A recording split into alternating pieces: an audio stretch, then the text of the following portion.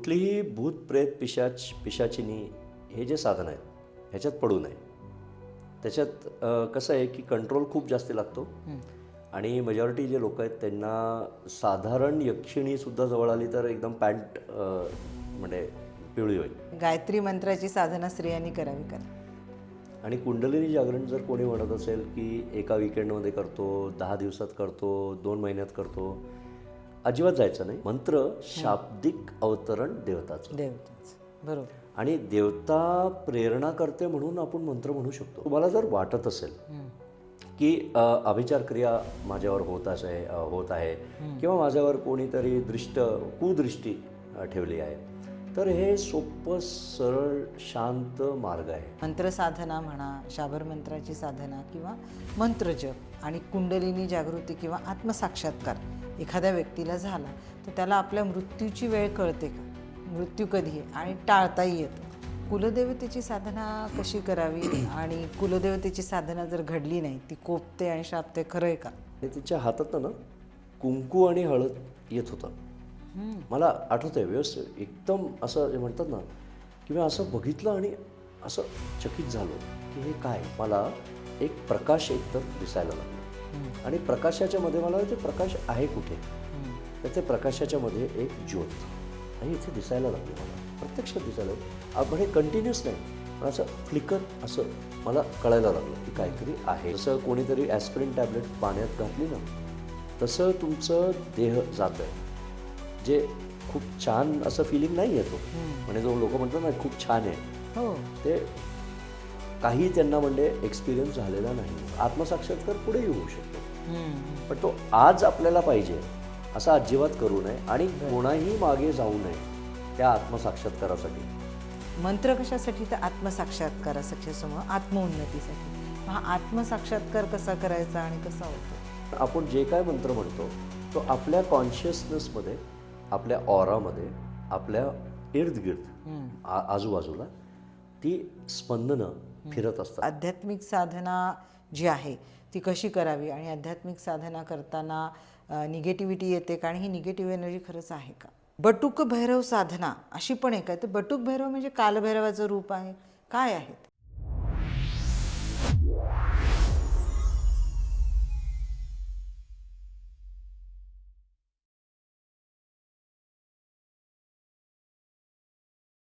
नमस्कार, मी ॲडव्होकेट श्रुती मनसोक्त गप्पामध्ये आपलं पुन्हा एकदा स्वागत करते.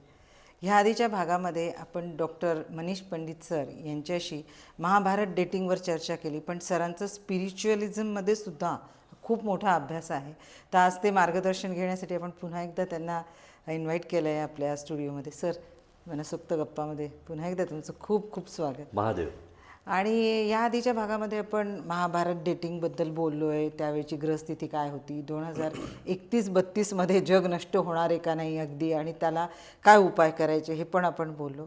आता स्पिरिच्युअलिझममध्ये जेव्हा तुमचा अभ्यास आहे, व्यासंग आहे, त्यातही काही गोष्टी मला विचारायच्या आहेत. म्हणजे मार्गदर्शन हवं आहे आम्हाला आणि काही मिथ आहेत, हे खरे का खोटे किंवा काय असतं हे पण आपण जाणून घेणार. तर सुरुवात करूया आपण या भागात. कालभैरव हे सगळ्यांना माहिती आहे. कालभैरव काशीचं, तर काशी पुराधीनाथ कालभैरवम भजे असं आपण म्हणतो. काशीचे ते अधिपतीच आहेत. महादेवांनी त्यांना अधिकार दिलेला आहे.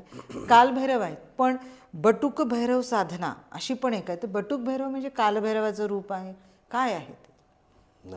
उत्तम प्रश्न आहे हा. पहिले तर आपण कारण भैरवांपासून आपण सुरुवात करतोय तर देवराज सेव्यमान पावनांग्री पंकजम व्यालयज्ञसूत्रबिंदू शेखरम कृपाकरम नारदादि योग वृंद वंदितम दिगंबरम काशिकापुरादिनाथ कालभैरव म्हणजे असं तो कालभैरव अष्टकम सुरू होतो. नाही, काशी क्षेत्र कालभैरव क्षेत्र एकच आहे असं आपण म्हणजे मान्यता आहे. पुराणांमध्ये त्याच्याबद्दल बरंचसं काय काय उल्लेख आहे.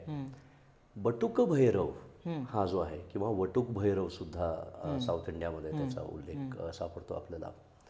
काय घडलं होतं एका काळात, संपूर्ण जग जो आहे त्याचं एक भयानक तुफान उत्पन्न झाला होता. उपद्रव, प्रचंड उपद्रव उत्पन्न झाला होता. तर काय व्हायचं की लोक साधना करायचे पण त्यांचं काहीही त्यांना मिळायचं नाही. कारण जे नेगेटिव्ह एनर्जीज जे म्हणू आपण त्यांना तुम्ही म्हणू शकता भूत प्रेत पिशाच ब्रह्मराक्षस वगैरे वगैरे वगैरे वगैरे जे शाकिनी डाकिनी वगैरे जे काय आहे आणि आणखीन पण नेगेटिव्ह एनर्जी जे रात्र अशी प्रचंड असते की रात्रात काय काय असू शकतं ते कोणालाच माहीत नाही शिवाय देवीच्या आणि भैरवाच्या ॲक्च्युली कोणालाही माहीत नाही त्याच्यात काहीही असू शकतं ॲक्च्युली. तर त्या काळात हाहाकार झाला आणि इव्हेंच्युअली काय घडलं की महाकाली ही जी देवी आहे आणि दशमहाविद्या हे जे आहेत ह्याच्यात प्रमुख म्हणजे छिन्नमस्ता जी स्वतःचा जो गळा आहे ज्यांनी कापला आहे आणि तो जो रक्त आहे त्याच्यातनं येतं आहे ती स्वयं त्याच्या म्हणजे 2 डाकिनी आणि वर्णिनी पित आहेत आणि ती स्वयं त्याचं ग्रहण करत आहे. अशी ती देवी तारा आणि बगलामुखी आणि षोडशी ह्या सगळ्या महाविद्यांनी आणि कोटी कोटी योगिनी आणि कोटी कोटी भैरव ह्या सगळ्यांनी एक एनर्जी आपण म्हणू निर्माण केली. म्हणजे त्यांच्या प्रेरणेने एक छोटासा म्हणजे एक दिव्य असं एनर्जी तयार झाली आणि जेव्हा तो शांत झालं एनर्जी तर दिसलं की एक 5 वर्षाचा बालक तिथे उभा आहे आणि त्या 5 वर्षाचा बालकाचा जो नाव आहे तो बटुक भैरव. संपूर्ण सृष्टीमध्ये बटुक भैरव एकटा त्याची जी आपण पूजा जर केली किंवा त्याची उपासना केली तर तो आपल्याला प्रोटेक्ट करतो. सहसाही कालभैरवाची पूजा म्हणजे फक्त कालभैरव अष्टकम आपण म्हणू शकतो पण कालभैरवाची ॲक्च्युअल जे तंत्रोक्त पूजा असते ते घरी करत नाही नॉर्मली. पण Batuk Bhairav on the other hand Batuk भैरवाची पूजा अजिबात म्हणजे प्रॉब्लेम नाही त्याच्यात. यू कॅन 100% म्हणजे ते घरी तुम्ही करू शकता 100% घरी करू शकता. आणि त्या साधनेचं महत्त्व काय आणि कशासाठी ती देवता आहे? तर कसं आहे की तारानी त्याला जाणवं दिलं. आता त्या जाणवाचं काय आहे की जाणवं म्हणजे असं जाणवं नाही तर जाणवं प्रतीक आहे दैवी विद्याचं. तर दैवी विद्या त्याला प्रदान केलेली आहे की तो कोणालाही दैवी विद्या देऊ शकतो आणि अतिशय चमत्कारी देवता आहे. कधीही अभिचार क्रिया वगैरे आपण जे लोक म्हणतात ना इथे एस्पेशली इंडियामध्ये इंडिया काय पाकिस्तान बांगलादेश मिडल ईस्ट फार तर फार म्हणजे ते तुम्हाला माहीत असेल तो फुटबॉलर ज्याच्यावर कोणीतरी करत होता वर्ल्ड कपच्या वेळेस ज्याचा पाय मोडला त्या वर्ल्ड कपमध्ये काहीतरी हे करत आहे ना अभिचार क्रिया ब्लॅक मॅजिक. आता ब्लॅक मॅजिक आहे की नाही ते मी दर्शकांवर सोडतो ते गोष्ट वेगळी. पण खूप असे काही काही अफवा पसरत असतात की बाबा किंवा लोकांना अँझायटी असते बाबा माझ्यावर काही कोणाची कुदृष्टी तर नाही मी एवढं भरभराट झाली माझी आज सडनली मला काहीतरी प्रॉब्लेम झाला. तर बटुक भैरव प्रोटेक्टिव्ह देवता आहे त्याच्यात आणि त्याच्यात 3 प्रकारचे ध्यान असतात. सात्विक ध्यान राजसिक आणि तामसिक ध्यान असे 3 ध्यान असतात बटुक भैरवाचे. बटुक भैरवला एक तर आला जाणवं ह्याच्यातनं. दुसरं म्हणजे त्यांना कपाल म्हणजे कुठलीही गोष्ट त्या कपालातून सिद्ध होऊ शकते. ते छिन्नमस्ताकडनं त्यांना ते प्रत्यक्ष मिळालं. आणि प्रत्येक जी देवी आहे जो महाकाली आहे त्याने त्याला कालवर आधिपत्य दिलं. कालवर आधिपत्य म्हणजे काय तर जो माणूस ज्यांना त्रास होत असेल आयुष्यात आणि खूप वर्षांपासून त्रास चालू आहे त्यांनी नक्की ते करून पाहावं. तर मी एक साधारण नाम मंत्र फक्त अगोदर देतो. तर ओम बम बटुक भैरवाय नमः. आमच्या प्रेक्षकांना हां ओम कोणी करू शकतो कोणीही स्त्री पुरुष कोणीही कुठल्याही परिस्थितीत तुम्ही असाल तुम्हाला भीती वाटत असेल तर तुम्ही आयडियली ते माळवर करायची असते. रुद्राक्षाची माळ घ्यायला पाहिजे आयडियली पण तुम्ही ते चंदनाची माळवर पण करू शकता. तुळशी माळवर पण करू शकता तुम्ही. कुठलीही माळ असं वर्ज्य नाही आहे बटुक भैरवाला. आणि एका जागी बसायचं. एकच वेळ धरायची. म्हणजे समजा 7 वाजता संध्याकाळची वेळ धरली आपण किंवा 5 वाजता संध्याकाळची वेळ धरली वगैरे काय असेल ते, तर 5 ते 10 मिनटं फक्त त्याचं इथे तिथे सरकवायचं असावं. पण रोज ते एका वेळेस बसायचं. मंत्रसाधनेचा तो नियम आहे. एका जागी एका आसनावर, आसन दर्भासन मिळू शकते आपल्याला, मंडई वगैरेमध्ये दर्भासन मिळते आपल्याला. दर्भासनवर थोडंसं एक वुलन आसन आपण टाकू शकतो. त्याच्यावर बसून उत्तरेकडे किंवा पूर्वेकडे तोंड करून ओम बम बटुक भैरवाय नमः एवढं फक्त आपण एक माळ करायची किंवा 2 माळ करायची, किंवा पण तुम्हाला जर वेळ असेल 11 माळ तुम्ही करू शकता. आणि माळ करताना फक्त ते उल्लंघन करायचं नाही मेरूचा. मेरू जो आहे म्हणजे असं जाऊन परत तसंच यायचं त्या पॉईंटपणे, आणि तसं 11 माळ करता येतात काउंट करण्यासाठी. आणि तेवढं जरी तुम्ही केलं तर तुम्हाला नोटीस होईल. म्हणजे 3 ते 4 माळ जर रोज करायला लागला कोणीही, कितीही त्रास असेल, हळूहळू काय होतं की एक आत्मविश्वास निर्माण होतो. बटुक भैरवाचं एक ते जो बालरूप आहे तो पण प्रचंड शक्तिशाली आहे. कुठलाही अविचार सहसाही 99% चालणार नाही तुमच्यावर, जर तुम्ही असं काहीतरी तुम्ही करत असाल. घरात करू शकता तुम्ही, लहान पोरंसुद्धा करू शकतात, काहीही त्याच्यात हे होणार नाही. तुम्हाला जर एकदम मंत्र साधनेमध्ये प्रगती करायची असेल, कारण त्यांना ते मोक्षपद देण्याची सुद्धा तो हक्क दिलेला आहे. काही काही असे योगी आहेत जे फक्त बटुक भैरवाची साधना करतात, बाकी कुठलाही देवताचं करतच नाही. कारण या युगात कली चंडी विनायकौ असा आहे तो ती संज्ञा आहे. म्हणजे चंडी आणि विनायक गणपती हे एकदम पॉवरफुल, फास्ट, शीघ्र आपल्याला देतात रिझल्ट. पण त्याच्याही बरोबर बटुक भैरव, कारण बटुक भैरव कोणी बटुक भैरव करत नसेल साधना, गणपती साधना करत नसेल, तर ऑलमोस्ट इम्पॉसिबल की पुढे जाणार तो माणूस साधनेत. आणि तंत्रमार्गात तर इम्पॉसिबल आहे, इम्पॉसिबल. आणि ही अशी सुलभ साधना आहे की कोणाचंही वाईट ह्याच्यात होत नाही, आपलं बरं होतं. आणि आपल्यावर कोणी करत असेल तर मग ते रिबाउंड होतं, मागे जातं ते, जे आपल्याला म्हणजे आपल्याला माहीत पण नाही, आपल्याला काही घेणं देणं नाही त्याच्याशी. तर हा झाला बटुक भैरव. आणि समजा तुम्हाला जर म्हणजे जाऊन कुठेतरी मंदिरात वगैरे पूजा करायची असेल तर खूप मंदिर आहेत बटुक भैरवाचे. काशीमध्ये आमचं स्वतःचं सुद्धा मंदिर आहे, आणि आम्ही आणखीन एक 7 मंदिरं काशी क्षेत्रात आता बांधकाम जस्ट आम्ही सुरू करणार आहोत. तर प्राचीन शिवलिंग आहेत, तर तिथे आम्ही ते मूर्ती तयार आहे. ॲक्च्युली मूर्ती जस्ट तयार झालेली आहे. आणि आम्ही शिवरात्रीमध्ये विचार करत होतो, पण शक्यता कमी होती, कारण ते पूर्ण क्षेत्र तो लॉक्ड ऑफ असतो महाशिवरात्रीच्या वेळेस. महाशिवरात्रीच्या आदल्या दिवशी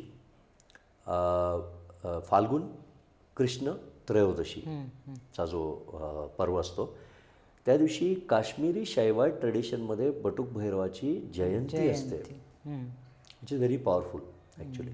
तर तुम्ही कुठल्याही कृष्ण त्रयोदशीला ते जप करू शकता. पण रोज तुम्ही जर केलं, एक माळ जरी केली, तुम्हाला फरक निश्चितच यायला लागेल. साधी साधना आहे म्हणून, साधी फार काही त्याला करणं लागेल, कष्ट नाही. आता आपण अध्यात्माबद्दल चर्चा करतोय. बटुक भैरवाची तुम्ही साधना सांगितली, सोपी आणि आधी कुठे ऐकलेली नसेल प्रेक्षकांनी, म्हणजे अगदी घरी बसून करता येतं. तर आता यामध्येच आपण हे पाहतोय, आध्यात्मिक साधना जी आहे ती कशी करावी, आणि आध्यात्मिक साधना करताना निगेटिव्हिटी येते का, आणि ही निगेटिव्ह एनर्जी खरंच आहे का? हां, तर हिंदू संस्कृती फक्त एक नाही आहे जे म्हणते की नेगेटिव्ह एनर्जीज असतात. नेगेटिव्ह एनर्जी सगळीकडे आहे, बरोबर आहे. पण सहसाही कुठल्याही माणसाला जोपर्यंत तो माणूस त्या जागी जिथे ती नेगेटिव्ह एनर्जी, आपण त्याला नाव आपण देऊ शकतो. कसं आहे हिंदू धर्मात आपण भूत प्रेत म्हणजे भूत हा प्रेत नाही, प्रेत हा पिशाच नाही, पिशाच हा ब्रह्मराक्षस नाही, ब्रह्मराक्षस ब्रह्मपिशाच नाही, चुडेल नाही, की शाकिनी नाही, ज्याला बंगालमध्ये शंखचुन्नी म्हणतात. हां, ह्या सगळ्या गोष्टी असतात, नसतात असं नाही आहे. ते सहसाही तुम्हाला दिसणार नाही, कोणालाही दिसणार नाही. जनरली स्पीकिंग तुम्ही जोपर्यंत ती जी जागा आहे जिथे ती बाधा असेल त्याच्यात तुम्ही पाऊल जर टाकला असाल आणि तिथे बसला, तिथे बसून समजा कोणीतरी म्हणजे गैरवर्तन म्हणू, नाही, गैरवर्तन पण नाही, म्हणजे बाय मिस्टेक कोणीतरी संडासला तिथे गेलं किंवा जस्ट फॉर युरिनेशन, तर पॉसिबिलिटी आहे. कारण कसं आहे, आता हा आपला घर आहे, आता माझ्या घरात कोणीतरी आला असंच जनरल आणि बसला मध्ये आणि आपलं युरिनेशन केलं तर आपल्याला आवडेल का? नाही. बरोबर. तर कसं आहे, स्पिरिट्सचा प्रॉब्लेम काय असतो, त्यांचा सेन्स ऑफ स्मेल असतो फक्त. आणि पावित्र्य जागेच, पावित्र्य जागेचं असो नसो, पण स्मेल हा जो असतो, कारण त्याच्यासाठीच आपण उदबत्ती वगैरे लावतो. बरोबर. तर उदबत्ती डिएटीज आणि स्पिरिट्स दोघांना तो एक सेन्स ऑफ स्मेल असतो. आणि so what ever it is, जोपर्यंत तुम्ही त्या जागी जात नाही, त्या जागी झोपत नाही, आणि तुमचीसुद्धा काहीतरी वीकनेस असायला पाहिजे. म्हणजे समजा तुम्ही तुमच्या पत्रिकेत चंद्र थोडासा वीक असेल किंवा काहीतरी असेल तुमच्या चार्टमध्ये, ते काहीतरी म्हणा ऋणानुबंध म्हणा त्या जागेशी चुकीचं, म्हणजे तर म्हणजे तशाच लोकांना होते, बाकी ओव्हरऑल त्यासाठी घाबरायची गरज नाही. सगळ्यांना कोणालाही ॲक्च्युली मी तर म्हणेन कोणालाही घाबरायची गरज नाही. पण त्याच्यासाठी एक गोष्ट करायला पाहिजे, जे कोणीही आता काय प्रॉब्लेम की हा संपूर्ण जो स्पिरिच्युअलिटी जो आहे एक मोठा बाजार झाला आहे. आणि बाजार झाल्यामुळे काय आहे की लोक पैसे ह्याच्यातनं कमवतात, हे आपल्याला माहिती आहे की खूप लोक पैसे आजकाल खूप आहे, आजकाल खूप आहे. पण कोणी बेसिक शिकवत नाही. त्याच्यात तो बेसिक तुमच्या चॅनलच्या माध्यमातून एक मंत्र आहे, आपण त्याला वज्र का सीकड मंत्र म्हणतो. बर, खूप लोकांना चमत्कारिक त्याच्यातनं फायदे झालेले आहेत. ह्याला आपण म्हणतो शरीरबंधन मंत्र. तर हे जेवढे म्हणजे बरेचसे लोक आहेत ते कोणीही शरीरबंधन शिकवत नाही. जे ॲक्च्युली शरीरबंधन शिकवल्याशिवाय बाकीच्या गोष्टी शिकायला नाही पाहिजे. तर किंवा ॲटलिस्ट तुमचं काहीतरी कवच ॲक्टिवेटेड पाहिजे, देवी कवच किंवा बटुक भैरव कवच किंवा कुठलंही, म्हणजे कालभैरव कवचसुद्धा आहे किंवा रामरक्षा. रामरक्षा उत्तम कवच आहे. म्हणताय सर, पण एखाद्याला रामरक्षा ही छोटी पण आहे, व्हेरी पॉवरफुल, व्हेरी पॉवरफुल. तर काहीतरी तुमचं ॲक्टिवेट झालं पाहिजे, म्हणजे तुम्ही ते अनुष्ठानच्या मार्गी किंवा कुठल्या तरी मार्गी त्या कवचाला ॲक्टिवेट केलेलं असायला पाहिजे. आणि मग तुम्ही एकदा जो सुद्धा वाचलं तरी तर त्याचा फायदा पडतो. पण समजा तसं नसेल तर एक मंत्र आहे, आपण म्हणतो त्याला शरीरबंधन मंत्र. बर, तर तो आहे, मी बोलून दाखवतो. वज्रक सीकड वज्रक किवाड वज्र बांधे दसोद्वार वज्रक सीकड सेपी बोल गहे दोष हात न लगे आगे वज्र किवाड भैरव बाबा पसारी 64 सौ योगिनी रक्षाकारी दुहाई ईश्वर महादेव गौरा पार्वती की. परत बोलून दाखवतो. वज्रक सीकड वज्रक किवाड वज्र बांधे दसोद्वार वज्रक सीकड सेपी बोल गहे दोष हात न लगे आगे वज्र किवाड भैरव बाबा पसारी 64 सौ योगिनी रक्षाकारी दुहाई ईश्वर महादेव गौरा पार्वती की. हा मंत्र 11 वेळा 21 वेळा 40 वेळा काय असेल ते तुम्ही सकाळ संध्याकाळ जस्ट असं कुठल्याही परिस्थितीत असाल तुम्ही रिपीट केला. It is very powerful. Shabari मंत्र आहे का? ह्याला शाबर मंत्रचं शाबर फॉर प्रोटेक्शन. आणि शाबर मंत्राचा फायदा काय आहे की ह्याचा ॲक्च्युली अर्थ थोडा अर्थ असं कळू शकतो लोकांना, पण त्याची पॉवर काय आहे की तो एंडमध्ये पल्लव एक दुहाई आहे. ह्याच्या म्हणजे आणखीन पण खूप मंत्र आहेत शावर ट्रेडिशनमध्ये शरीर बंधनाच्यासाठी. तर कसं आहे की जेव्हा कुठलं तरी आता दिस इज बेस्ड ऑन विश्वास, त्यामुळे ह्याच्यात कसं आहे ज्यांना विश्वास नाही त्यांनी सोडून द्यावं. आणि असं पण मी नाही म्हणत की अजिबातच म्हणजे ब्लॅक मॅजिक असतो वगैरे, असं काही नाही. ज्यांचा विश्वास आहे त्यांनी विचार करावा ह्याच्याबद्दल. मी लहानपणापासून कसं आहे की माझा विश्वास नव्हता आणि मी काही गोष्टी पाहिलेत तर त्यामुळे माझा विश्वास झाला आहे. तर माझा पर्सनल एक्सपिरियन्स आहे आणि लोक मला विचारतात म्हणून मी बोलतो ह्याच्याबद्दल. अदरवाईज मी फारसं ह्याच्यात पडत पण नाही. पण कसं आहे कुठलाही तांत्रिक वाईट जर माणूस कोणी असेल आणि समजा कोणाला प्रॉब्लेम क्रिएट करणारा माणूस असेल तर तो कसं आहे की दुसऱ्यांवर नेगेटिव्ह काहीतरी प्रयोग करण्याच्या अगोदर तो लक्ष्मीचं बंधन टिपिकली करतात. आपली खूप ऐकलंय मी सर. ग्रहाचं लक्ष्मीचं बंधन करतात फॉर एक्झाम्पल. तर ती जी बंधन आहे ती काम करू शकत नाही जोपर्यंत जर तुम्ही शरीर बंधन मंत्र रिपीट करत असाल. त्याच्या आणखीन एक मंत्र आहे मी देईन तुमच्या चॅनलच्या तर्फे, दिशाबंधन म्हणून. ते 2 मंत्र आणि बटुक भैरवाचा जप तुम्ही जर करत असाल तर तुमच्यावर ते लक्ष्मी बंधन चालू शकत नाही. मग तो माणूस जेव्हा तो एखादी देवता ते वापरतात ते बंधन करायला, ती देवताच त्यांना जाऊन परत सांगते की ह्या माणसाला बटुक भैरवाचा आशीर्वाद आहे आणि आणखीन काहीतरी 2-3 गोष्टी त्यांना प्रोटेक्ट करून आहेत जे निघू शकत नाही, तर आम्ही तुमचं कार्य नाही करू शकत. आणि हे प्रत्यक्षात म्हणजे मी मला हे जे काय शिकवलं गेलं आहे ते लोकांना कसं आहे की तुम्ही दुसरीकडे जाऊन पैसे घालवायची तुम्हाला गरज नाही. तुम्ही उगीचच या बाजारात पडण्याची पण गरज नाही.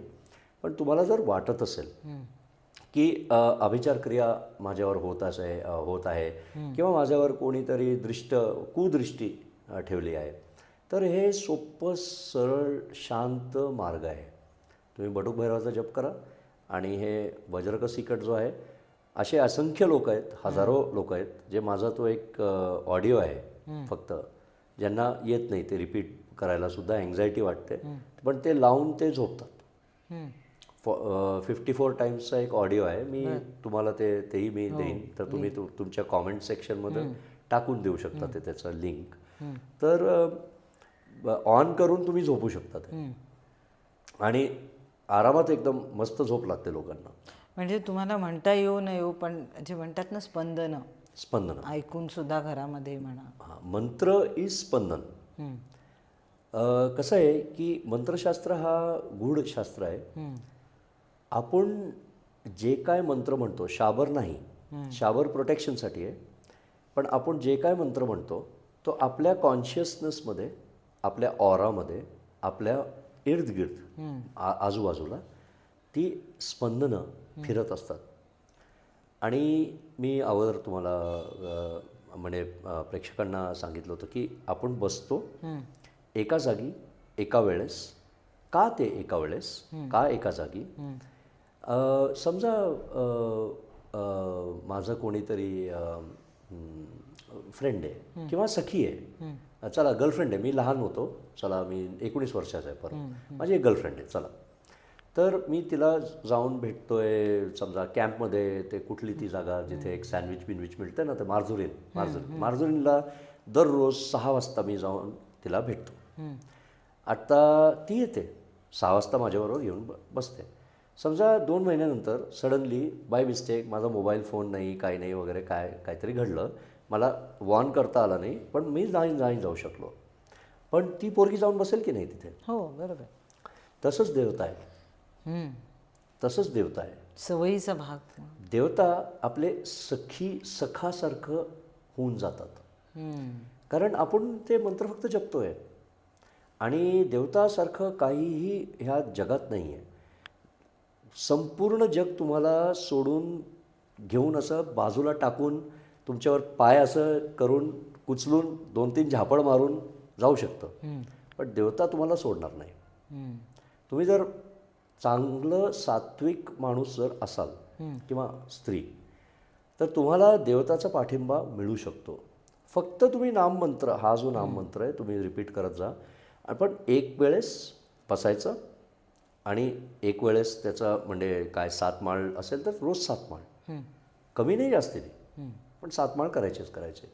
त्याच्यात कसं आहे की आपल्या इथे एक रेझिलियन्स बिल्ड होते, शांतता येते आणि देवता असतं, देवता बघतो काय करायचं आणि काय नाही, आणि आपल्याला एक विश्वास, एक आत्मविश्वास येतो. तर मंत्रशास्त्राचं स्पंदनं जे आपण बोलत होतो,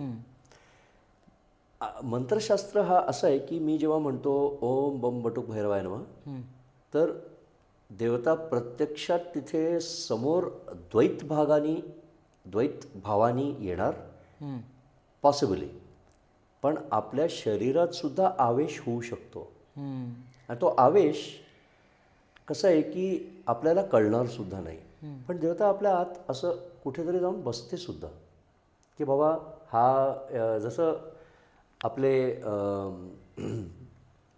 भैरव जो आहे तो कुत्राबरोबर नॉर्मली असतो. आता कुत्र्याची काय मोठी एक हे फेथफुलनेस आपल्याबरोबर असतं, दुसऱ्यांवर भुंकतं की नाही. तर तसंच तो तुम्हाला जर त्रास कोणी अननेसेसरी उगीचच त्रास देत असेल तर ते देवता त्यांच्यावर भुंकणार लिटरली, की का हा माझा आहे, उगीचच त्रास द्यायचा नाही. आता जसं तुम्ही मागाशी सांगितलं बटुक भैरवाची साधना म्हणा किंवा काही शाबरी मंत्र आमच्या प्रेक्षकांसाठी तुम्ही दिलेत बंधनं तोडण्यासाठी आणि आत्मसुरक्षेसाठी असं म्हणजे थोडक्यात आपल्याला या चर्चेतनं हे कळतं आहे, देवता ही मंत्राची अधीन आहे आणि ती येतेच, तुम्ही फक्त त्यावर विश्वास ठेवून तो मंत्र तुम्ही करा. देवता म्हणजे शाब्दिक अवतरण देवताचं, मंत्र शाब्दिक अवतरण देवताचं.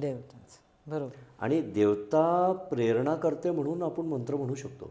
हे जे सगळं मी म्हणतोय आज, हे सुद्धा काही ना काही देवताची एक मनात आहे. मंत्रांच्या बाबतीत आपण बोलत आहोत सर, खूप सुंदर तुम्ही मार्गदर्शन करताय. पण हे मंत्र कशासाठी, तर आत्मसाक्षात्कारासाठी असं म्हणून, आत्मउन्नतीसाठी. मग हा आत्मसाक्षात्कार कसा करायचा आणि कसा होतो? आत्मसाक्षात्कार आपण भगवद्गीतेत जर बघायला गेलो तर ते म्हणतात की एखादा कुठल्या तरी माणसाला ते प्रेरणा येते की हे सगळं ह्याच्यात जावं. आत्मसाक्षात्कार, नॉट मंत्रसाधना. मंत्रसाधना खूप लोक करतात, पण आत्मसाक्षात्कार एखाद्या माणसाला येतं. कसं आहे, मेजॉरिटी जे लोक आहेत का करतात मंत्रसाधना, काहीचं डेट आहे, कोणाचं तरी फायनान्शियल प्रॉब्लेम आहे, कोणाचं तरी लग्न होत नाही आहे किंवा लग्न झालं आहे आणि मोडत आहे, किंवा असे म्हणजे किंवा 10 माणसं मागे पडलीत आणि त्रास देत आहेत. सो त्यांना फक्त काय आहे की बाबा माझं आयुष्य शांत व्हावं, म्हणजे मी ऐश करू शकतो, मजा करू शकतो आणि मला झालं माझं, तेवढंच असतं. आत्मसाक्षात्कार थोडंसं वेगळं. त्याच्यात कसं आहे की एखाद्या माणसाला म्हणजे मिलियन्स ऑफ पीपलमध्ये एखाद्या माणसाला साक्षात्कार होऊ शकतं. तर माझं असं मत आहे की त्याच्यामागे पळू नये, शांतपणे आपलं जप वगैरे हे ते करावं. एक्सपिरियन्सेस येतील, पण ते नॉट नेसेसरी की ते आत्मसाक्षात्काराचेच एक्सपिरियन्स आहेत. पण द्वैत भावात जे एक्सपिरियन्स येतात, देवता आपल्याला जर मिळाला शांतपणे, कुठलाही देवता म्हणजे जवळ यायला लागला, तर आत्मसाक्षात्कार पुढेही होऊ शकतो. पण तो आज आपल्याला पाहिजे असं अजिबात करू नये आणि कोणाही मागे जाऊ नये त्या आत्मसाक्षात्कारासाठी. भगवद्गीता वाचावी, नक्कीच वाचावी, कारण भगवद्गीतेत बरंचसं काय काय आहे ज्याच्याबद्दल तुम्ही एकदा वाचलं की तुम्हाला you will become ready for that आत्मसाक्षात्कार. पण इट इज मॅरेथॉन, आणि लोकांना काय वाटतं की ते 100 मीटर रेस आहे आणि आज पाहिजे मला. ते सर्टिफिकेट कोर्स नाही आहे की ते विकेंडला आपल्याला, म्हणजे जसं कुंडलिनी जागरण सुद्धा ना, हो आजकाल खूप आहे. हां, म्हणजे पण ते त्याच्यापासून लांब पळा. ते आणि आत्मसाक्षात्कार एकच, कुंडलिनी जागृती थोडंसं वेगळं आहे. कुंडलिनी जागरण हा जो प्रकार आहे सो साक्षात्कार ह्याच्यासाठी नॉट नेसेसरी की कुंडलिनी जागृतच असावी, होऊ शकतं. कोण गुरुचा स्पर्श, अगोदरचे गुरु एस्पेशली जे असायचे, आता नखाते महाराजकडे जेव्हा मी गेलो होतो तर नखाते महाराजांनी त्यांचे जे थम्ब्स आहेत माझ्या इथे ठेवले होते आणि मला काहीतरी दाखवलं होतं, मंत्र वगैरे, है ना. आणि त्यांनी हे पण दाखवलं होतं की त्यांचा जो शरीर आहे तो असं बाउंड नाही आहे. म्हणजे मी ब्लॅकपूलमध्ये असताना मला ते दिसलेले समोर उभे असे, आणि त्या काळात ते जस्ट समाधी म्हणजे घेणार होते. सो नॉट नेसेसरी की आत्मसाक्षात्कार डिफरंट, पण कुंडलिनी जागरणचं कसं आहे की कुंडलिनी जागरणच्या मागे पळू नये अजिबात. कारण कुंडलिनी ही अशी गोष्ट आहे की तुम्ही जर आज म्हणताय की तुम्ही श्रुती आहात, की मी म्हणतोय की मी आज मनीष आहे, तर हे कुंडलिनी जेव्हा तुमची जागृत होते तर तुम्ही म्हणता की तुम्ही ती जी शक्ती आहे ती म्हणते की मी शक्ती, मी देवी, ही देवी कुठली तरी तुमची कुलदेवी वगैरे काय असेल ते, आणि मी जाते शिवाकडे. आणि कुंडलिनी जागरण जर कोणी म्हणत असेल की एका विकेंडमध्ये करतो, 10 दिवसात करतो, 2 महिन्यात करतो, अजिबात जायचं नाही. जेव्हा मी एक ॲनेक्डोट आय विल रिलेट.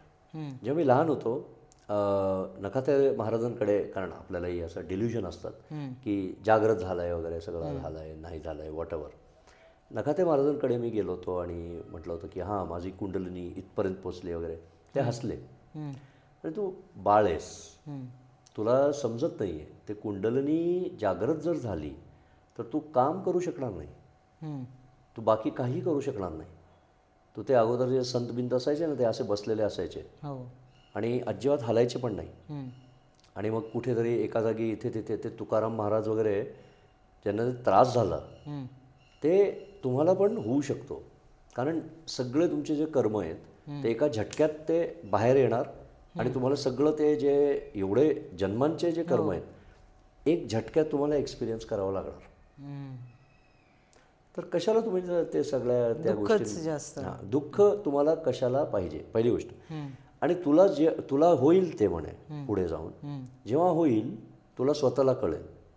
आणि तेही घडलं बरेच काही वर्ष अगोदर. आता हे 30 वर्ष अगोदरची गोष्ट मी करतोय ना, जे नखाते महाराजांनी सांगितलेली. सो पॉईंट इज अजिबात जायचं नाही ह्याच्यामागे, आणि पैसे तर द्यायचेच नाही त्याच्यासाठी. लोकांना काय वाटतं की कुंडलिनी जागरण झाली म्हणून मला पॉवर्स येतील आणि मग मी सगळं करू शकतो. नाही. रामकृष्ण परमहंसाचा शब्द आहे त्याच्यात, a salt doll went to measure the depth of the ocean. त्यांनी सांगितलं त्याच्यात. कसं आहे, तुम्ही जर कुंडलिनी खरोखरच जागृत झाली तर म्हणजे first is what your body. तर देहभान हरपले आपण ऐकतो की नाही, देहभान म्हणजे तुम्ही जे पाय ठेवला ना ह्याच्यावर, तो जो धरती आहे, तुम्हाला सडनली कळेल की तुमचा पाय आणि धरती दोघंही तुम्हाला कळणार नाही की कुठे डिस्टिंक्शन आहे. आणि सगळं असं निघून जातं आहे. जसं कोणीतरी ॲस्पिरिन टॅबलेट पाण्यात घातली ना, तसं तुमचं देह जातं आहे. जे खूप छान असं फिलिंग नाही आहे तो, म्हणजे जो लोक म्हणतात ना खूप छान आहे, ते काही त्यांना एक्सपिरियन्स झालेला नाही आहे.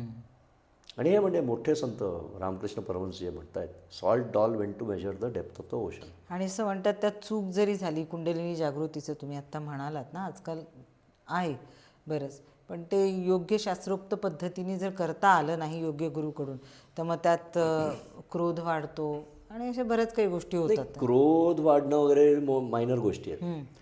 कुंडलिनी जागृत झाली तर 3 मेजर साईड इफेक्ट्स नाही, पॉसिबिलिटीज.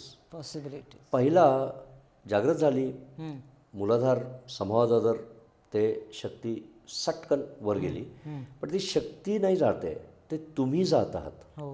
तुम्ही जे आता असं बसलाय तर तुम्हाला वाटेल की तुम्ही स्पीडनी वरती जात आहे. आणि त्याच्यात पहिला जो पॉसिबिलिटी आहे की तुम्ही जाऊन त्या शिवशी भेटणार. आणि शिवाशी एकदा भेटला की 21च दिवस समाधीमध्ये राहू शकतो माणूस. समाधी लागेल फाट, कळणार पण नाही. काही लोकांचे होते पण ओकेजनली, आणि ते गुरुच्या कृपेने त्यांना समाधीतनं उतरण्याचा जो कार्य असतो त्याच्यासाठी पण वेगवेगळे गोष्टी आहेत जे करावे लागतात. नाहीतर he will not come back, कारण ते महानाद ऐकू येतं आणि संपतं, आयुष्य संपतं. अत्यावश्यक असं नाही असं म्हणू आपण ह्याच्या मागे लागण्यापेक्षा. हां नाही, हां मागे संसारी लागायचं नाही. लोकांना तर नाहीच. तर पहिला हे जे रेअर आहे. दुसरा पॉसिबिलिटी हा आहे की जागृत झाली पण एवढी अशी काय त्याची प्रेरणा वरपर्यंत जात नाही, तर ते कुठेतरी जाऊन मध्ये जाऊन त्रिशंकू अवस्थेत अडकते. पण माणसाला एक्सपिरियन्स येतात, तर त्याला वाटतं की मीच झालो, आणि त्याच्या मागे म्हणजे काही काही सिद्धी पण येऊ शकतात. बरं. त्याच्यामुळे लोक मागे लागतात. आणि असं पण होऊ शकतं की एकदम म्हणजे बरेचसे फॅन फॉलोईंग होऊन जाते, पण ॲक्च्युअलमध्ये काही नाही. आध्यात्मिक प्रगती शून्य आहे, शून्य. तिथेच राहते. आत्मोन्नत, आत्मविकास. आत्मविकास, कारण आत्मविकासासाठी तुम्ही एकटं राहायला पाहिजे आणि शांत व्हायला पाहिजे आणि तुम्हाला वाटायला पाहिजे की मी काहीच नाही. राईट. पण हे तसं नाही. पण हे तसं नाही. मागे लोक लागले की संपलं. प्रसिद्धीच्या मागे. आणि तुमच्या मागे तुम्ही एकदा खूप जास्त प्रसिद्धी झाली, तुम्हाला तेवढं पाहिजे की तुमचा जो अहमभाव आहे तो शांत असावा. तर तुम्हाला ते गुरुची कृपा किंवा काहीतरी पाहिजे की तुम्हाला वाटतं की मी काहीच नाही. तुम्ही जर तसा असाल तर ठीक आहे. आणि मग एक तिसरी परिस्थिती आहे जिथे ते अशी अडकते की त्या माणसाला विचित्र असं फिअर येतो, कारण ते शक्ती स्पीडने जाते वर. तर त्या स्पीडने घाबरून तो माणूस काहीच करूच शकत नाही. आणि काही लोक वर्षानुवर्ष त्याच्यात अडकतात आणि फिअरमध्ये असतात. सो कुंडलिनी जागरण हा प्रकारात शक्यतो उगीचच उडी मारायची नसते. कोणीतरी चांगला गुरु तुम्हाला खरोखरच शक्तिपात दर्शन हे ते देत असेल तर गोष्ट वेगळी, अदरवाईज त्याच्यात घुसायचं नाही. कुंडलिनी जागृती हे माणसाच्या मनुष्य जन्माचं ध्येय आहे असं नाही. Not necessary. पण जेव्हा व्हायचं असेल तर तुम्ही त्याला थांबवू शकणार नाही. हां, म्हणजे हे घडलेलं असतं म्हणून. हां, म्हणजे काही लोकांच्या ह्याच्यात घडणार असतं, घडणार पण खूप कमी. डेस्टाईन याला म्हणू 0.00000000001% पर्सनमध्ये होतं. आणि ते गुरु स्वतः येतात शोधत असंच म्हणू. गुरु स्वतः येतात किंवा कसं आहे की शक्ती जागृत झाली की देवता स्वतः येतात. So that is possible, but is a very rare, very very rare. अगदी. म्हणजे आत्मसाक्षात्काराच्या मागे लागू शकतो आपण, साधना आपली करून. साधना करायची, तेही आत्मसाक्षात्कार होईल तेव्हा होईल.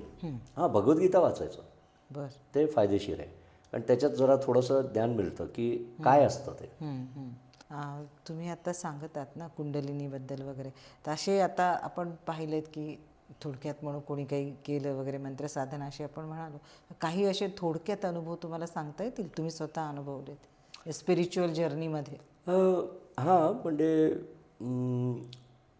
जेव्हा मी परीक्षा एक नापास झालो होतो, तर मॉडर्न बुक स्टॉलमध्ये जाऊन आपलं ते गायत्री मंत्राचं ट्रान्सलिटरेटेड इंग्लिशमध्ये पुस्तक, कारण मला त्या काळात संस्कृत वगैरे काही यायचं नाही, तर आणलं होतं घरी. आणि मग मी वाचायला लागलो, आपलं असं तसं वाचत होतो काहीतरी. आणि काय गंमत झाली की माझी आई आली आणि माझी आई म्हणली, हे काय वाचतोय नक्की, कारण ते संस्कृत इन इंग्लिश, ते पण ज्याला अजिबातच माहीत नाही काय ते, आणि गायत्री मंत्र, अरे काय बोलतोय तू, म्हणजे. तर माझी आई म्हणली, काय बोलतोय तू. तर ते सडनली तिला आलं लक्षात की दॅट इज गायत्री मंत्र, म्हणजे हा नाही आहे, हे असं असतं. आणि गायत्री मंत्राचे एक स्पंदन असते जे ॲक्च्युली रिपीट वैखरीत करायची नसते ते ॲक्च्युली. तर ते त्यांनी मला फक्त सांगितलं की हे असं असतं, तर मी ते लगेच मला आलं लक्षात की ते असं असायला पाहिजे, आणि ते स्वर होते त्याच्यात. तर मी करायला लागलो, आणि अतिरेक जसं लहानपणी आपण अतिरेक करतो, मी काय 20-21 किती 22 वर्षाचा होतो, करायला लागलो. आणि काही दिवसांनंतर ना काय घडायला लागलं की मला एक प्रकाश एकतर दिसायला लागला. आणि प्रकाशाच्या मध्ये मला ते प्रकाश आहे कुठे, तर ते प्रकाशाच्या मध्ये एक ज्योत आणि इथे दिसायला लागली, मला प्रत्यक्षात दिसायला लागली. म्हणजे कंटिन्युअस नाही, पण असं फ्लिकर असं मला कळायला लागलं की काहीतरी आहे. आणि मला ॲक्च्युली ना त्याच्याबद्दल काय माहीत नव्हतं की काय आहे ते गायत्री मंत्र आणि काय, पण ते ॲक्च्युली घडायला लागलं. आणि मी मग सांगितलं माझ्या आईवडिलांना सांगितलं असं काहीतरी विचित्र होतं आहे ना. तर माझ्या वडिलांनी मग म्हणजे हे नखाते महाराजांकडे का गेलो, तर माझे वडिलांचे मोठे भाऊ ऑल इंडिया रेडिओचे ब्रॉडकास्टर यज्ञदेव पंडित म्हणून प्रसिद्ध माणूस त्या काळाचे होते, जे इंडिपेंडन्स डे, रिपब्लिक डेचे कॉमेंट्री टी व्ही आणि रेडिओवर करायचे ना. तर ते नखाते महाराजांचे शिष्य होते. तर नखाते महाराजांकडे ते बेअरफूट जायचे 17 किलोमीटर माझ्या घरापासून नखाते महाराजांच्या घरापर्यंत, पेरूगेटच्या तिथे आहे ते. तर ते म्हटले की त्यांच्याकडे घेऊन जा. तर मी त्यांच्याकडे जेव्हा गेलो तर ते म्हटले हे बघ कसं आहे की तू हे म्हणजे आला आहेस, मी तुझ्यासाठी थांबलो होतो, पण तू जरा एकदा विचार कर, कारण हे जो मार्ग आहे ना, तू कसं आहे की आयुष्यात ऐश करू शकतो. म्हणजे तू एवढं टॅलेंटेड आहेस की तू काही करू शकतो, पण तू ह्याच्यात जर आला तर एवढे बंधनं तू स्वतःवर टाकणार, कारण मग अपरिग्रह, कोणाकडनं हे घ्यायचं नाही, ते घ्यायचं नाही, ते करायचं नाही, मग ते एवढी डिसिप्लिनचं तू आयुष्य जगायला लागशील.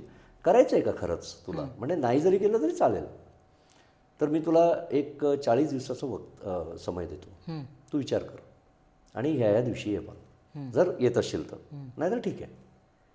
तर पण मी आलो, कारण मी लहान होतो तर मला कुठे माहीत की असं डिसिप्लिनचं आयुष्य वगैरे, मग विचार नाही केला मी फारसं.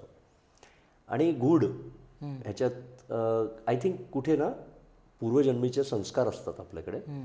तर मी त्यांच्याकडे गेलो आणि त्यांनी बसवलं मला आणि माझ्या ब्रोवर असं हे ठेवले दोघंही अंगठे आणि म्हटलं की डोळे मीट, आणि डोळे मीट आणि बघ, मी तुला दाखवतोय मंत्र, आणि मग दिसेल तुला, सांगायचं नाही कोणाला की तुला काय दिसलं.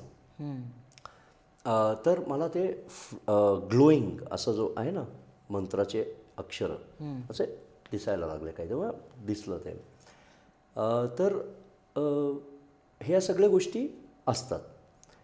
आता नखाते महाराजांना मी नंतर विचारलं की बाबा मला पवमान शिकायचं आहे, ऋग्वेदीय पवमान. आता ऋग्वेदीय पवमान शिकणं, जेव्हा तुम्हाला संस्कृत येत नाही, तुम्हाला काही येत नाही, तर कोण म्हणजे मठ्ठच माणूस असेल जो म्हणत असेल की बाबा मला हे एवढं सगळं शिकायचं. आणि मी मठ्ठच होतो त्या काळात ना, म्हणजे मूर्ख होतो, लहान होतो.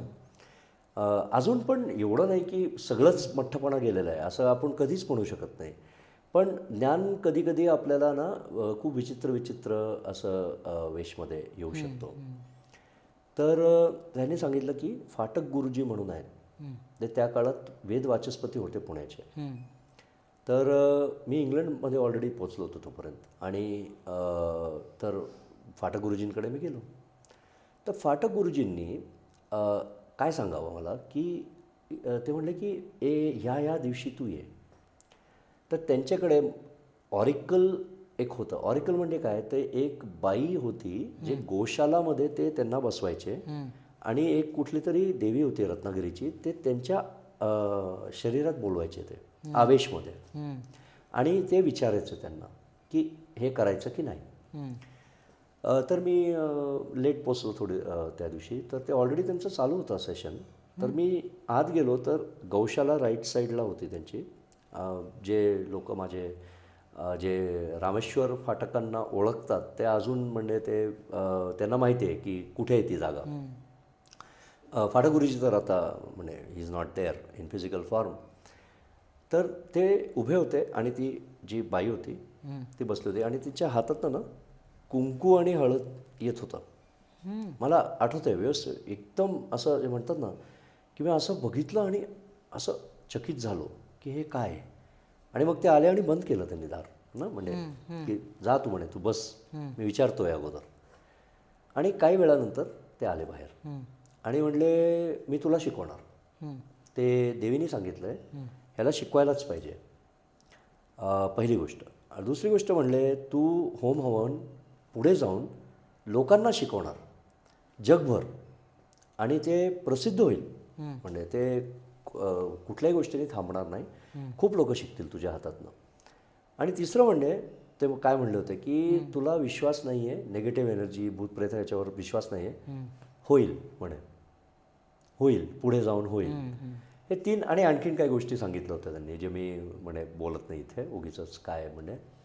पण त्याच्यात जो पहिली गोष्ट होती मी तुला शिकवतो. तर शिकणं म्हणजे बापरे बापरे बापरे 3.5 तास. आणि मला म्हणजे ते बसणं ते आणि हीट होती समरची. मला अजून आठवते 3.5 तास बसून. आणि काय त्यांची ग्रास्प होती वेदांवर. तर पुस्तकातनं मी चांट करतोय स्वाधिष्ठया मधिष्ठया पवस्व है ना, आहे ना. तर हे मला सांगतायत अरे ते चुकीचं आहे, काय आहे ते दाखव मला ते पुस्तक घेतली, ते रॉंग छापलं गेलं आहे. तर एक दिवस घेऊन ते संपूर्ण म्हणजे ही करेक्टेड ते इंटोनेशन स्वर, वेदाचे स्वर करेक्ट केले पुस्तकात, छापलेली पुस्तकातनं. आणि हे घे. आणि मग शेवट म्हणले हां ठीक आहे पॉसिबल आहे. आणि ते त्यांचा जो पोरगा आत्ता म्हणजे चांगला मित्र आहे माझा. पण त्या काळात तो म्हणला अरे काय तू म्हणजे मनीष, अरे हे तू संस्कृत येत नाही, वेद येत नाही ना, काही येत नाही, तू कशाला आपलं स्वतःला एवढं कष्ट कशाला घ्यायचं ना ह्या गोष्टीचं. पण ह्या गोष्टी असतात. आणि एक इन्सिडेंट तुमच्या प्रेक्षकांसाठी आय विल नरेट. बरेच वर्षानंतर must be 10 years later Shrirudram, Krishna यजुर्वेदीय श्रीरुद्रम मी चांट करायचो त्या काळात. आणि दररोज सकाळी मी करायचो. आणि कसं आहे की it is not perfect but it was good enough ना. आणि चांट करायचो. मँचेस्टरमध्ये होतो मी. घर होता, खूप छान घर होता तो. पण चांट केला ना, कधी कधी असं चांट केलं माझं असं काहीतरी जळतं आहे असा आवाज, असं एक स्मेल ना. आणि एक विचित्र असं आवाज पण यायचा, पण स्मेल यायचा. म्हणून काय विचित्र आहे. आणि कसं आहे एका दिवशी पण खूप महिने चाललं आहे. एका दिवशी ते परफेक्ट, तो चांट एवढा परफेक्ट झाला ना, परफेक्ट होता म्हणजे. आणि मी स्लो चांट करायचो म्हणजे लोक एकदम घाईघाईत करतात ना, एकदम परफेक्ट ते स्वर, हा स्वर असं ते करत करत की मला बाबा ह्यांनी शिकवलं आहे. तर वाईट आपलं उगीचंच आपलं गुरुची एक प्रतिष्ठा असते, ते असं नाही वाटायला पाहिजे की काहीच शिकवलं नाही तुला ना. तर मी करत होतो, तर थांबलो, संपलं. आणि मला एवढा जोरात तो स्मेल आला ना, माझी बायको पण आली, हे काय कुठे जळतं आहे काही ना. तर बघू तर बघत कारण आम्ही रोजच म्हणजे जेव्हा केव्हा ते व्हायचं तर आम्ही बघायचो. आणि ते फक्त ते चांट करताना जस्ट त्याच्यानंतर यायचा. तर काय असेल तर इलेक्ट्रिसिटीचा जो कबर्ड असतो ज्याच्यात ते मोठी वायर येते ना पोलवरनं, एवढी मोठी केबल असते, ती आम्ही बघितली सडन ते उघडून. तर ती मागच्या बाजूनी संपूर्ण काळं झालं होतं ते, आणि चार्ड होता. आणि तो असं म्हणजे असं झाला होता वूडचा. बघितलं त्याचं स्पार्क निघाला ना त्याच्यातनं. It was sparking. आणि ते एवढं प्रचंड असं ऑन अँड ऑफ स्पार्क देत होता ना तो. पण ते रुद्रम म्हटल्यानंतर का त्याचं जास्त आम्हाला ते अनुभव यायचा मला माहीत नाही. तर आम्ही तुरंत फोन केला ना त्यांना, इलेक्ट्रिसिटीवाल्यांना UK मध्ये. ते म्हणले तुरंत ऑफ कर पॉवर सप्लाय, आम्ही येतो आहे. आणि तो आला, तो बाब्या. आणि त्यांनी मग ते रिपेअर केलं, सगळं रिप्लेस म्हणजे करून झालं. ते रात्री चाललं होतं हे सगळं. आणि मग next day also he was doing. तो काय मला म्हणला आणि माझ्या बायकोला, नॉर्मली घर जळतं, लोक त्याच्यात झोपलेले असतात, मरतात, आणि मग ते दिसतं आपल्याला की असं घडलं होतं. आणि ते तुमचं फॉल्ट नाही आहे, ते ज्यांनी कोणी ते फिट केलं आहे ॲट सम पॉईंट, ते तिथनं ते प्रॉब्लेम येत आहे. पण ते रुद्रम आपण चांट करताना ते वाचवलं आपल्याला. ते प्रत्यक्षात घडलेली गोष्ट आहे. मंत्राचं पॉवर. मंत्राची पॉवर. आपण म्हणतो की आणि रुद्रम मध्ये गुरुचरित्र वगैरे कुठल्याही ग्रंथात आपण उल्लेख त्याचा जो येतो की मृत्यूला सुद्धा थांबवतं. तर ते माझ्या केसमध्ये साक्षात मृत्यूला थांबवलं. ग्रेट. की तुमचे अनुभवच खूप सुंदर आहेत. कुलदेवतेची साधना कशी करावी आणि कुलदेवतेची साधना जर घडली नाही ती कोपते आणि शापते, खरं आहे का? कुठलीही देवता सहसाही कोप नाही करत. काय करतं फक्त इट विड्रॉज इट्स प्रोटेक्शन. पण ते विड्रॉल प्रोटेक्शन एवढं जबरदस्त असतं की माणूस तिथेच असं कोसळून पडू शकतो. त्यासाठी एक सोपा उपाय मी देतो आपल्या प्रेक्षकांसाठी. ग्रामदेवता पुण्याची चतुर्शृंगी देवी आणि तांबडी जोगेश्वरी हे 2 देवता आहेत. चतुर्शृंगीला कुठल्याही अष्टमीला तुम्ही जाऊ शकता किंवा चतुर्दशीलाही जाऊ शकता. ॲक्च्युली तुम्हाला जर जमत नाही आहे पण कुठलाही एक दिवस ट्यूजडे किंवा फ्रायडे तुम्ही जाऊ शकता. सकाळी सकाळी जा, भीड नसते म्हणून आरामात बसता येतं. एक नारळ घेऊन जायचं आणि ते नारळ तिथे ठेवायचं आणि प्रार्थना काय करायची, मी तुझा आहे, माझ्यावर लक्ष राहू दे, मी तुझा आहे, माझ्यावर लक्ष राहू दे. आणि देवी हमखास म्हणजे शी विल टेक द प्लेस. कुलदेवी तुमची लोप झाला असेल, कोणाला माहीत नसेल, पण एक देवी ती जागृत आहे. तांबडी जोगेश्वरीलाही करता येतं ते, किंवा कुठल्याही ॲक्च्युली अशा स्थानावर जिथे तुम्हाला वेळ मिळत आहे हे सगळ्या गोष्टी करायला. काही गोष्टींना काही जागी म्हणजे काय घडतं की तुम्ही थांबूच शकत नाही, तर त्या जागी जाऊ नये. पण ग्रामदेवता कुठलीही जागाची जी असेल, तुम्ही जेव्हा ते एंटर करता आणि हे खूप लोक राहत असतील पुण्यात जे अजिबातच गेले नसणार आहेत त्या ग्रामदेवीकडे, ग्रामदेवताची कृपा असल्याशिवाय तुम्हाला काहीही म्हणजे तुमचं आयुष्य म्हणजे काही ना काही प्रॉब्लेम असेल. आणि देवी खास करून जसं पिंपळे सौदागर आणि ह्या ज्या जागी आहे तिथे भैरव म्हणून एक देऊळ आहे आणि तो विचित्र देऊळ आहे, मोठा देऊळ आहे ॲक्च्युली.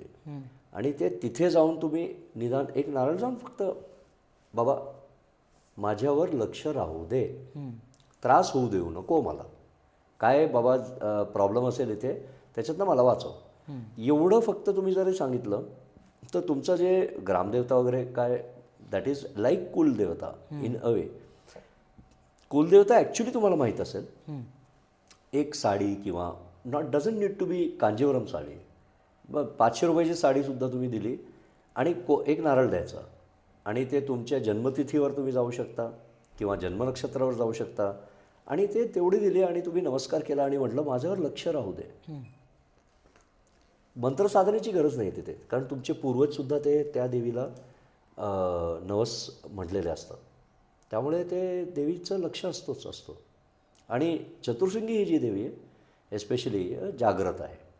तसंच गणपती ते सारसबागेच्या जवळ एक गणपती आहे, नाही दगडूशेठच्या तिथे थांबू शकत नाही तुम्ही, नाहीतर मी म्हटलं असतं तिथेही जा, मग तिथेही जाऊ शकता तुम्ही. पण जो गणपती तिथे आहे सारसबागेचा, श्वेत रंगाचा आणि उजवी हे आहे ट्रंक, तर तिथेही जाऊन तुम्ही ते ठेवू शकता आणि म्हणू शकता माझ्यावर लक्ष राहू दे. कुठेही तुम्ही जे जाता, आळंदीला खूप लोक जातात, आळंदीला सुद्धा करू शकता, पण आळंदीला गर्दी खूप असते आणि महाराज एकटे बसले आहेत तिथे आणि खूप लोकांवर लक्ष आहे, ऑलरेडी आहे त्यांचं, म्हणजे करोडो लोकांवर लक्ष आहे.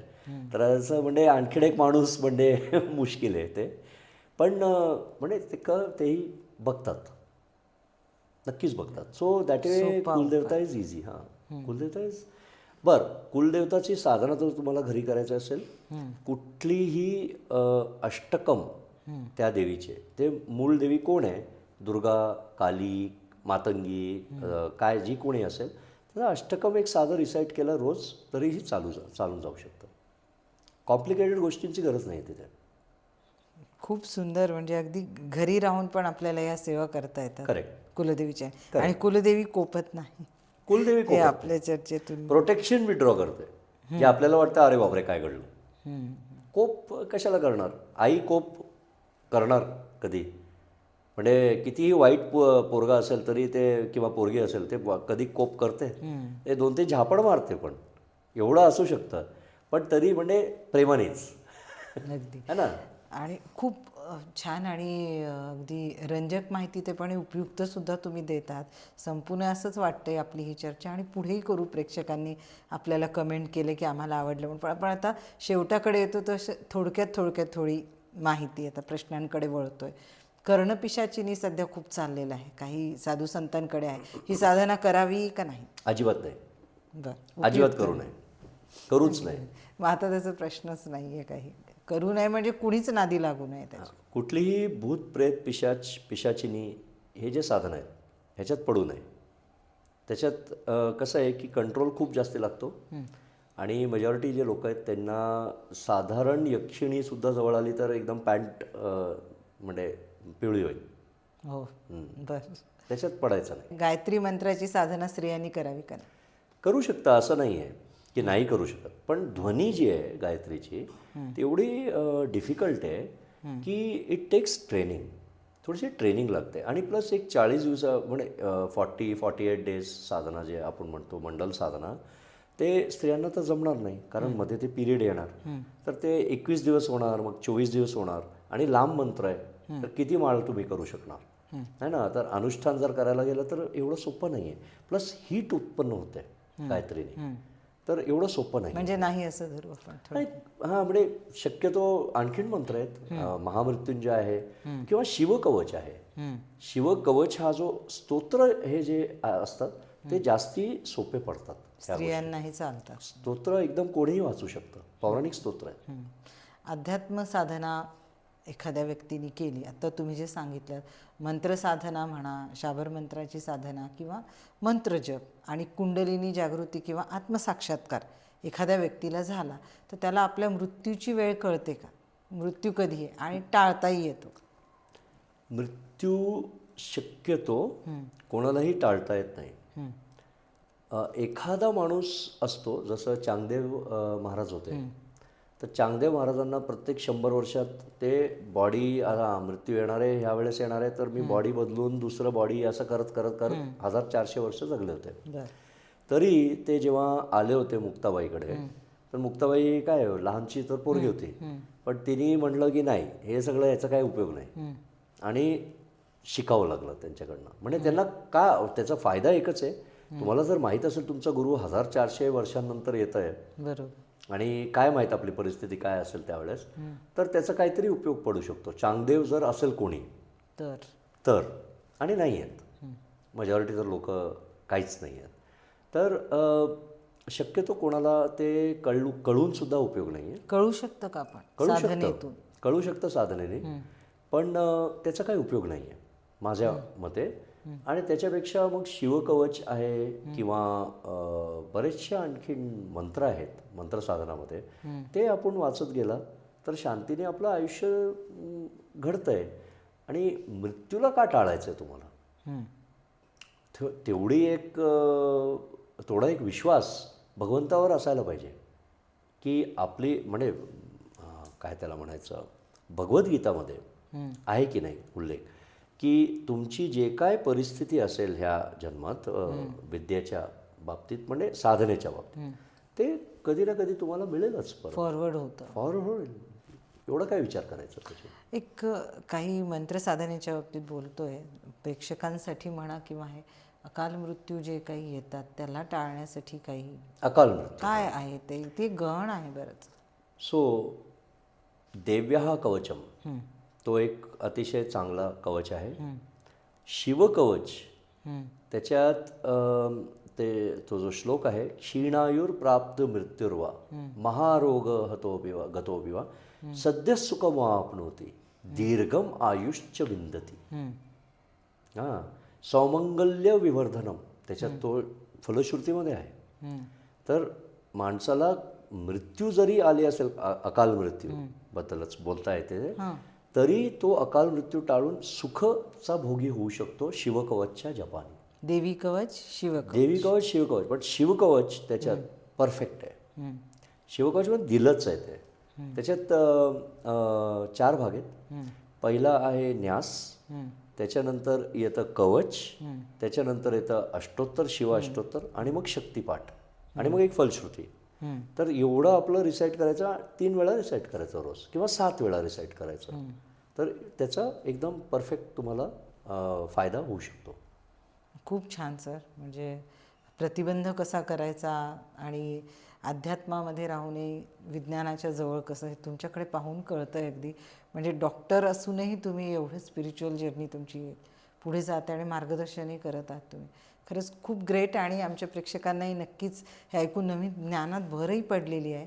आणि नक्की कमेंटमध्ये आम्हाला कळवा की सरांसोबतची चर्चा कशी वाटली आहे. आणि आवडलं तर नक्कीच आपण पुढच्या भागात ॲस्ट्रॉलॉजी हा विषय राहिलाच आहे सरांसोबत, नक्की करूया पुढच्या वेळी तुम्ही जेव्हा येतात. आणि कमेंट्समध्ये आम्हाला प्रतीक्षा राहील आमची चर्चा तुम्हाला कशी वाटली. आणि सबस्क्राईब करा आणि पुढे पाठवा, शेअर करा, लाईक करा. सर तुम्ही मनसोक्त गप्पामध्ये UK मधून आला डायरेक्ट, आणि आम्हाला तर खूप छान वाटली तुमची चर्चा ऐकून. तुम्हालाही कसं वाटलं? आणि उत्तम वाटलं. अगदीच सुंदर. तुम्ही प्रश्न चांगले विचारले, एकदमच चांगले प्रश्न विचारले, आणि लोकांसाठी आय थिंक उपयुक्त होईल आपली जी गप्पा होती आजची. अगदी खूप खूप धन्यवाद तुमचे. महादेव.